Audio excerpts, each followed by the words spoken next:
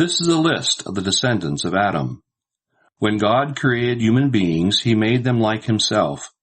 He created them male and female, blessed them, and named them human beings. When Adam was 130 years old, he had a son who was like him, and he named him Seth. After that, Adam lived another 800 years. He had other children and died at the age of 930. When Seth was 105, he had a son, Enosh, and then lived another 807 years. He had other children and died at the age of 912. When Enosh was 90, he had a son, Kenan, and then lived another 815 years. He had other children and died at the age of 905. When Kenan was 70, he had a son, Mahalalel, and then lived another 840 years. He had other children and died at the age of 910. When Mahalalel was 65, he had a son, Jared, and then lived another 830 years.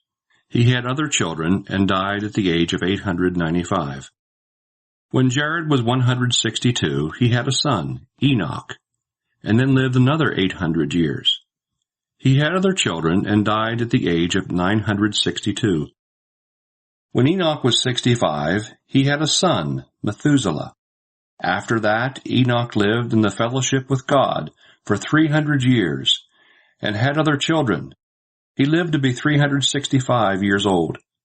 He spent his life in fellowship with God, and then he disappeared because God took him away. When Methuselah was 187, he had a son, Lamech, and then lived another 782 years. He had other children and died at the age of 969.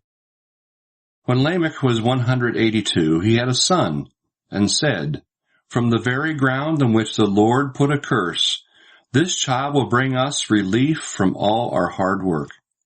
So he named him Noah. Lamech lived another 595 years. He had other children and died at the age of 777. After Noah was 500 years old, he had 3 sons, Shem, Ham, and Japheth.